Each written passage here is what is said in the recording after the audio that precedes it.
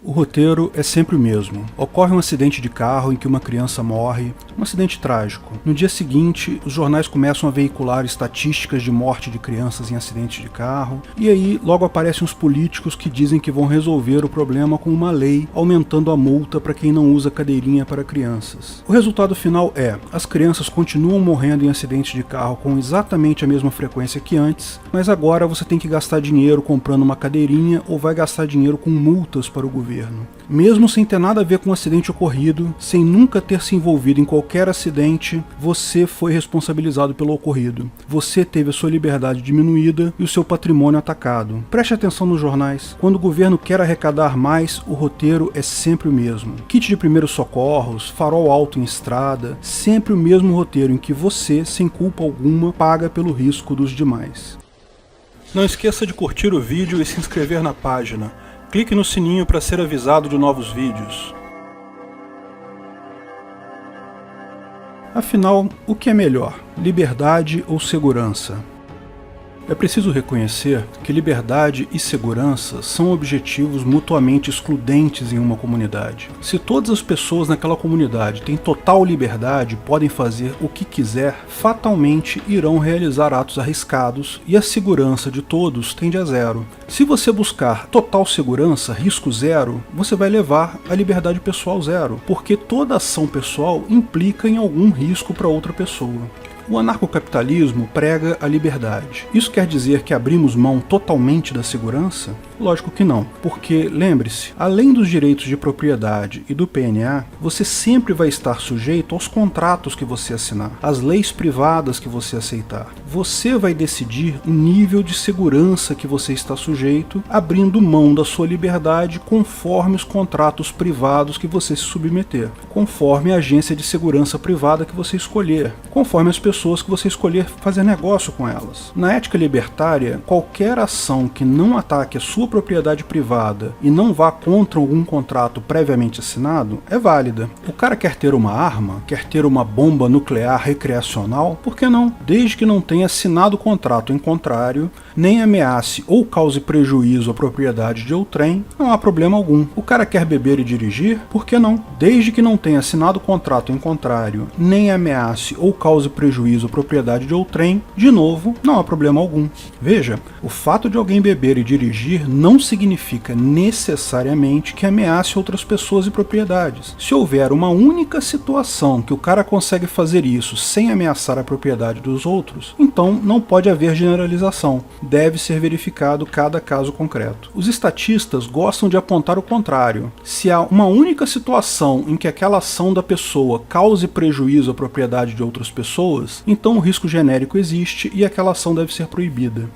O problema é que risco genérico pode justificar qualquer restrição de liberdade que se ache conveniente. Afinal, absolutamente qualquer ação pode, em uma situação específica, causar prejuízo a outras pessoas. Ah, o usuário de drogas tem risco de praticar assalto, proíbam todas as drogas. Ah, o cara está dirigindo com o braço para fora da janela, tem o risco dele não conseguir fazer a curva com uma mão, daí tem o risco dele atropelar alguém. Proíbam o cara de dirigir com o braço para fora da janela. Ah, o cara está atravessando a rua fora da faixa, pode causar um acidente de trânsito, proíbam o jaywalking, proíbam pessoas de andar na rua. O governo pode justificar absolutamente qualquer restrição que ele queira à sua liberdade com risco genérico. Ah, mas o governo calculou estatisticamente o risco, ele está proibindo porque são grandes riscos. Será mesmo? Eles calcularam o risco da forma adequada? Mais que isso, eles calcularam todos os outros riscos para saber que esse é realmente o maior risco que você está sujeito? Ou ele só escolheu aquilo porque ele sabe que vai arrecadar muito dinheiro com aquela proibição e maceteou as estatísticas para justificar isso? Já dizia o Benjamin Disraeli, há 3 espécies de mentiras: mentiras, mentiras deslavadas e estatística. O governo adora macetear estatísticas para justificar leis que levem a mais arrecadação de dinheiro. O governo não está preocupado com o risco, nem com a sua segurança. A preocupação real dele é extorquir sua grana. E como explicamos no vídeo sobre a Suécia, é muito fácil direcionar estatísticas, tanto pela simples adulteração de dados, quanto pela alteração de parâmetros da pesquisa. Há dezenas de casos de leis criadas com base em estatísticas que se mostraram depois totalmente descabidas. Extintores de incêndio em carros já foram obrigatórios no Brasil. Por quê?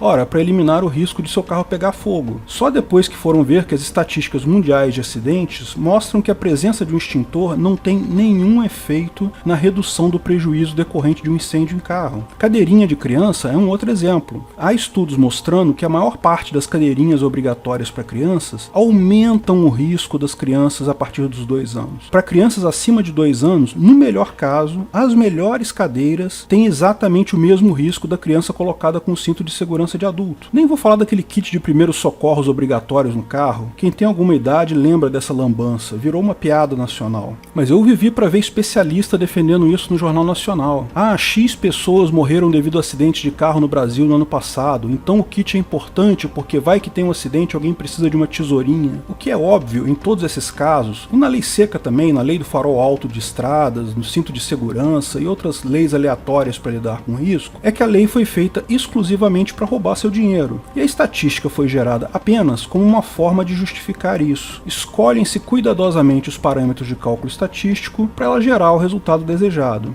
Mas, mesmo se a estatística for correta, mesmo se houver realmente correlação entre o ato e o risco, não é suficiente para justificar a iniciação de agressão aleatória contra qualquer pessoa, porque isso ainda é um risco genérico, não se aplica a todas as situações concretas. Se a pessoa não gerou prejuízo com seus atos, não ameaçou a propriedade de outrem, não há nada que justifique iniciar violência contra ela. Multa e qualquer outro tipo de punição contra alguém que não causou prejuízo é ferir o PNA, é iniciar agressão contra não agressores. Claro que existem riscos e ninguém quer estar exposto a eles, mas não se pode usar um risco genérico para criar leis e regras aleatórias. Risco é algo intrinsecamente ligado a uma situação e só pode ser quantificado caso a caso. Se alguém está expondo você a um risco particular, é justo você cobrar a indenização dessa pessoa específica. Fiz um vídeo sobre externalidades apontando isso, mas isso é um caso particular, em que você tem evidências daquele risco.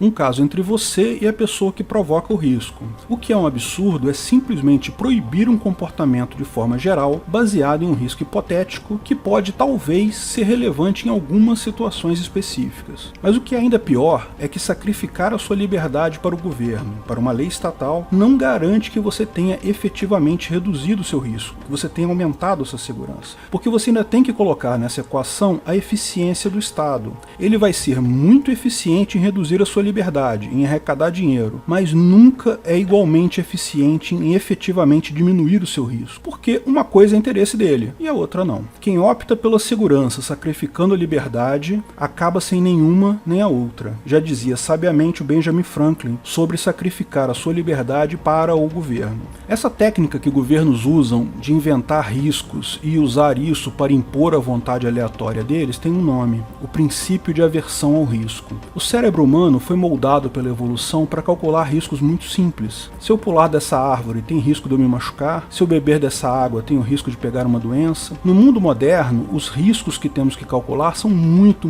mais complexos. Nosso cérebro tem grande dificuldade de estimar um valor adequado. Pessoas têm mais medo de avião do que de carro, embora o risco de você morrer num acidente de carro seja 100 vezes maior que o risco de você morrer num acidente de avião. Porque o nosso cérebro, na falta de um critério objetivo, delega o cálculo para emoção. Pessoas veem um acidente de avião em que morrem dezenas de pessoas e ficam emocionadas. O acidente passa a semana toda na televisão. Acidentes de carro, por outro lado, acontecem todos os dias, mas morrem poucas pessoas. Nem passa no jornal, não tem carga emocional. Exatamente por isso, o establishment usa o script que descrevemos no início do vídeo. Antes de impor a lei que vai extorquir dinheiro de você, sempre tem a reportagem no jornal com um caso emblemático, particularmente cruel, para aguçar a sua aversão ao risco. A aversão ao risco é usada para justificar leis que de outra forma seriam vistas por todos como absurdas. Ninguém acharia justo extorquir R$1.000 de uma pessoa que não causou absolutamente nenhum prejuízo em ninguém, apenas com a justificativa genérica de que outras pessoas causaram prejuízo no passado.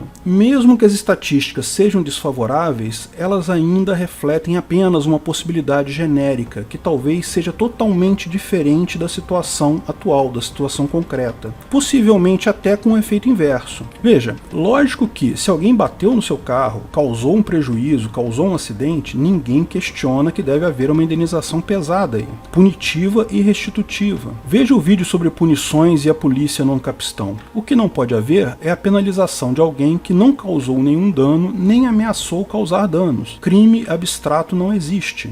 O grau de risco que cada pessoa aceita varia de pessoa a pessoa. Da mesma forma, o número de regras que uma pessoa está disposta a se sujeitar também deveria variar da mesma forma. Isso é impossível de ser feito sob uma jurisdição una, sob um ordenamento jurídico único, sob um Estado. Por isso, o anarcocapitalismo prevê que, se você prefere uma solução com muitas regras aleatórias de moral e comportamento, você pode optar por isso. Contrate uma agência de segurança privada restritiva e moralista.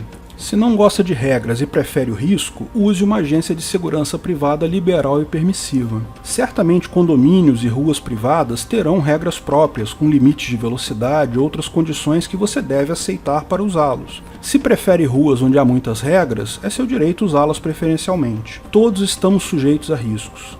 Todos queremos evitar os riscos impostos por terceiros, mas temos um limite para fazer isso, que é o PNA. Não se pode iniciar agressão contra inocentes. No anarcocapitalismo, se você quiser sacrificar a sua liberdade por mais segurança, está ok. Você só não pode impor o seu nível de aversão ao risco, as suas regras, a outras pessoas. Respeite os limites do próximo e todos nós viveremos com mais segurança e liberdade. Obrigado por assistir nosso vídeo. Comente abaixo se tiver dúvidas ou sugestões de novos temas.